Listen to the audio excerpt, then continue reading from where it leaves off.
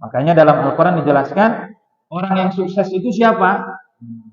Orang yang sukses itu dalam Al-Quran, faman zuhziha 'anil nari wa udkhilal jannah faqad faz.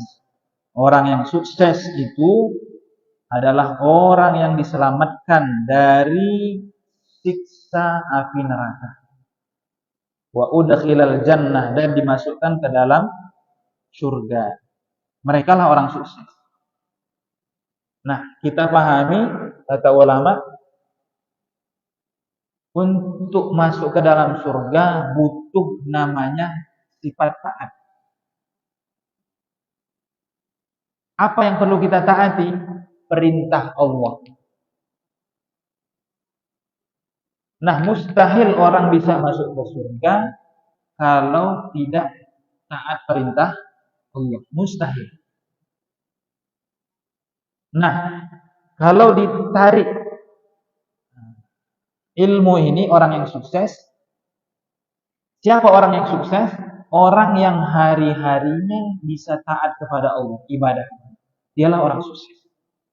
Walaupun secara material, menurut pandangan ahli dunia, nggak sukses dia.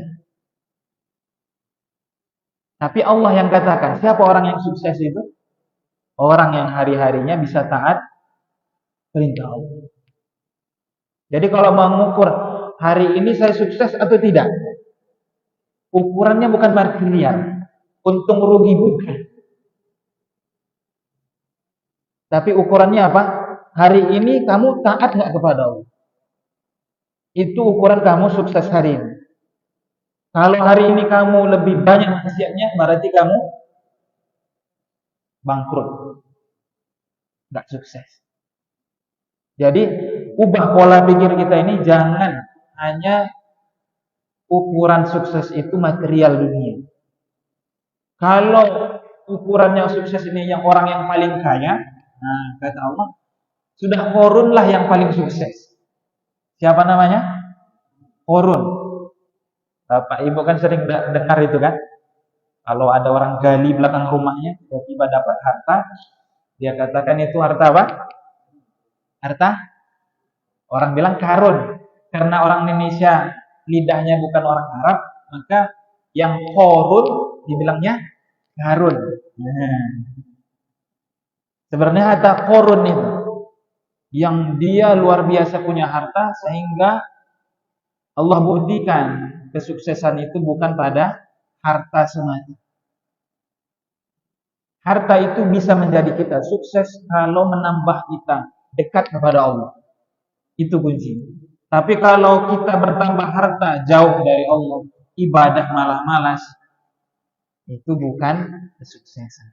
Nah, kalau sudah kita tahu kesuksesan itu diukurnya bukan dari material, tapi dari taatnya kita kepada Allah SWT.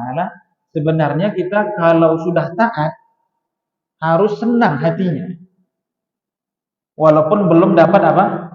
Material. Sudah senang hatinya, bahagia. Sebab apa? Allah katakan dialah orang sukses. Cuman kan ukuran kita ini beda. Senyumnya kita kadang beda. Kalau dapat nominal lebih, senyumnya apa? Lebih. Nominalnya sedikit, udah berkurang senyumnya. Berarti ukuran bahagia kita di nominal berarti. Bukan taatnya kepada. Nah, ini perlu dirubah. Bagaimana itu? Dilatih. Sedikit demi sedikit. Sedikit demi sedikit. Sehingga kita tinggalkan dunia ini tidak terlalu sedih. Ketika kita meninggalkan dunia. Kita kan pasti tinggalkan apa? Dunia. Pasti. Mau nggak mau. Siap atau tidak siap, ya kita harus berangkat. Nah, maka latihan di dunia ini sebelum kita tinggalkan itu, supaya tidak terlalu sedih, belajar mendapatkan kebahagiaan, kesenangan itu hanya taat pada Allah Subhanahu wa taala. Jangan diukur kebahagiaan kita ini dengan apa? Nominal. Kalau kita taat kepada Allah, maka Nabi ajarkan supaya kita ini jangan bergantung dengan nominal tadi. Nabi ajarkan dan memotivasi umatnya. Rakaataini minal fajri khairum minad dunya wa ma fiha. Nabi sabdakan, siapa orang yang sholat sunnah fajar, sholat sunnah subuh, qobliyah subuh, 2 rakaat. Nabi katakan, sungguh dia telah mendapatkan dunia beserta isinya. Harganya sholat sunnah apa? Subuh. Nah, kalau seorang beriman sudah mendapatkan dunia beserta isinya, kira-kira senang? Hah? Senang. Itu Nabi mau motivasi kepada kita.